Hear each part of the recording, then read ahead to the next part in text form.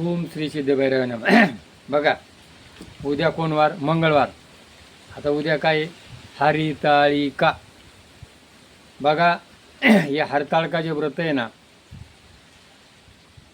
परंपरा त्रेतायुगापासून सुरू झालेले आणि आजही ते महिला अगदी आनंदाने साजरा करतात.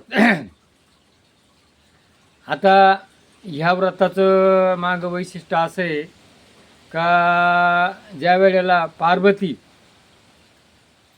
ही दक्ष राजाची मुलगी होती आणि तिने ठरवलं मला कोण नवरा पाहिजे? शंकर. आणि तिने काहीतरी 1000 वर्ष रानामध्ये डोंगरामध्ये वडाचे पानं खाऊन चाटून आणि तप केलं. तप म्हणजे 30 विषयाचे सतत चिंतन. आणि मग तिथं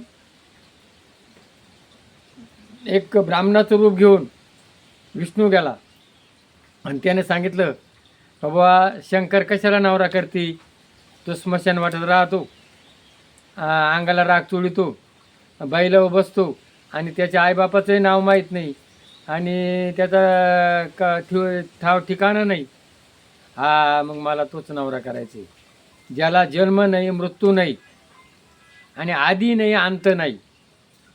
हा जो शिवशंकर आहे, याच्या आईबापाचं नाव अजूनही कोणाला माहीत नाही आणि हा सगळ्या ठिकाणी व्यापून राहिलेला आहे. या सृष्टीची उत्पत्ती कोणापासून झाली? शक्ती, शिव, विष्णू, ब्रह्म आणि मग ही सृष्टी. असा हा शंकर, मला तोच नवरा करायचा आहे. आता तो एक बारीक पोराचं रूप घेऊन गेला होता. तर तुला म्हणा मी आता शिक्षा दिली असती. आणि मग तिनं शंकर प्रसन्न झाले आणि तिच्याशी विवाह केला. विवाह करणं म्हणजे काय? समर्पण. मग आजही बी पूर्वीपासून रुक्मिणीनं कोणाशी लग्न केलं? कृष्णाशी. काय? पार्वतीनं कोणाशी केलं? शंकराशी.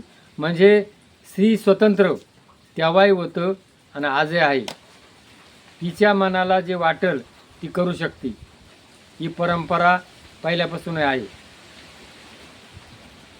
आणि मग आज महिला या दिवशी काय करतात? उपवास धरतात. ह्या दिवशी फराळाचं करत नाही, फक्त फळं खातात आणि आनंदी असतात.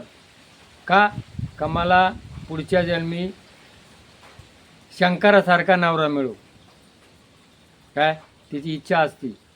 पण आज काय झालं? शंकरासारखा नवरा मिळत नाही. तो काय करतो?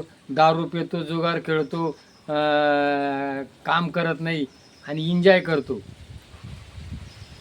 म्हणजे तिच्या इच्छा अपुऱ्या राहतात. काय?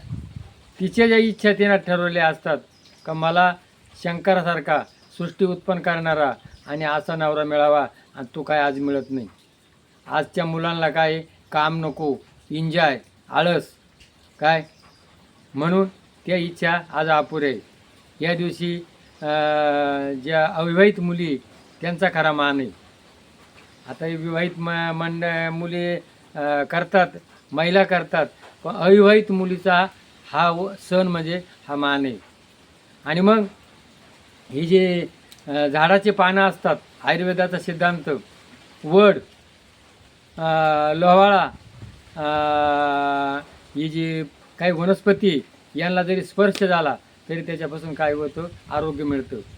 उपवास म्हणजे उपवास केल्यानं पचनक्रिया होती, आतले स्वच्छ होतात आणि मनाला आरोग्य मिळतं. असा हा हरताळकाचा.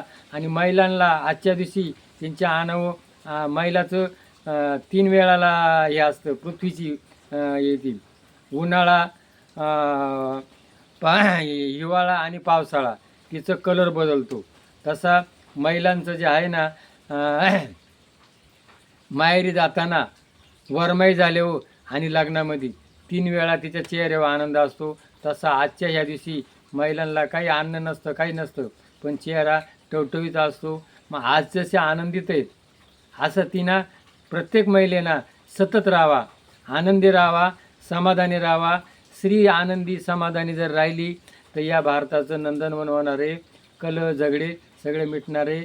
तर ह्या हरताळकाचं व्रत करताना हा जो संकल्प आहे या प्रत्येक महिन्याने करावा. मी आज जशी आनंदित आहे अशी सतत आनंदित राहील, समाधानी राहील आणि साऱ्या जगाला सुखी करील. जय भैरवनाथ.